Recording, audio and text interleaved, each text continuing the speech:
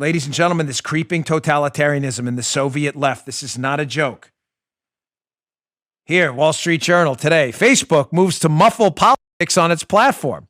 The social media company says it's lowering the visibility of political content to promote healthier communities and suit users who don't want to see it. Healthier communities, my gosh. If this isn't, the Orwellian term keeps coming up, but if this isn't or Orwellian newspeak, I don't know what is.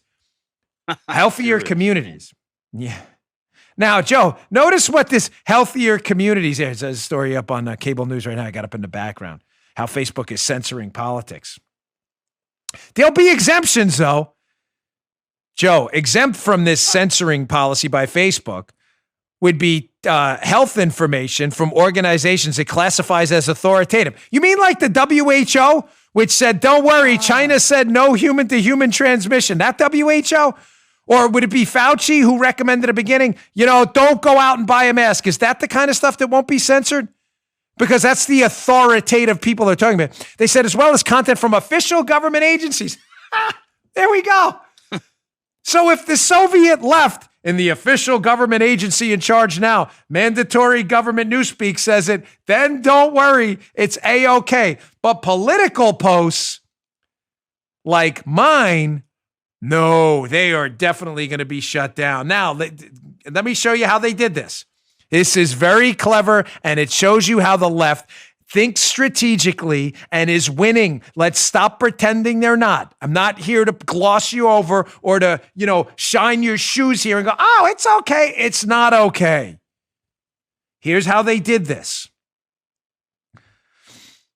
There were media people, notably a guy by the name of Kevin Roose at the New York Times. He is a promoter of censorship and authoritarianism. He always has been. I interviewed with him myself. He hates the fact that my content on Facebook and Ben Shapiro's and Donald Trump's does well. Why does it do well? It's not a scandal, folks, because people on Facebook go to my page, they like my videos, and Joe, get ready for it, scandal time. What do?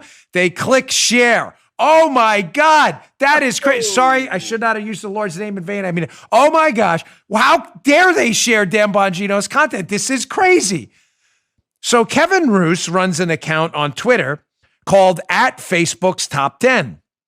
Every day it posts the top 10 posts in the United States on Facebook. Well, pretty much every day I am on there. This is not a pat on the back. Hey, look at me. I have nothing to do with that. It's about me, Ben Shapiro, and Donald Trump, but I am part of the story. Kevin Roose runs this account not to highlight how, here's yesterday's post. You see, number 1 post was by Franklin Graham. Number 2, Dan Bongino. Number 3, Dan Bongino. Number 4, U.S. Patriots for Trump. 5, Dan Bongino. 6, Dan Bongino. 7, Bernie Sanders. 8, Ben Shapiro. 9, Ben Shapiro. 10, Fox News. There's not enough Bernie Sanders on there for Roose. So he publishes this every day as a signal to Facebook, hey, look, people are sharing this kind of stuff and it's very, very dangerous. Don't believe me that that's what he's doing? Because he's an authoritarian. That's what he does. He works at the New York Times. They're Soviets. Here's a Roose's own personal account. Now that Facebook has launched this censoring political content, and by the way, what that means is censoring conservative political content, Joe, that does not actually mean Facebook's going to censor liberal content. I hope you all understand that. Roose does the whole, the mob stuff, Joe? The mob walks into your deli. Hey, you're going to use our sanitation trucks. Well, we don't want to use your sanitation trucks. Okay, that's not a problem at all. But let me tell you something. It would be a real shame if this place burned down on the weekend when you weren't around. Okay, we'll take your sanitation deal. That sounds great. Here's Roose's tweet warning basically Facebook that, hey, what counts as political, he says. Facebook says it has a trained ML prediction model, but we don't know how it works. So he's hinting there that this better not censor him and it better not censor liberals, only conservatives. Secondly, he says, well, what happens if reducing political content hurts Facebook's usage metrics? ? Past algorithm changes have been diluted and rolled back on this basis. What's he saying there? You got to learn how to read the media Soviets, folks. He's hinting first to Facebook, you better not censor liberals, especially me.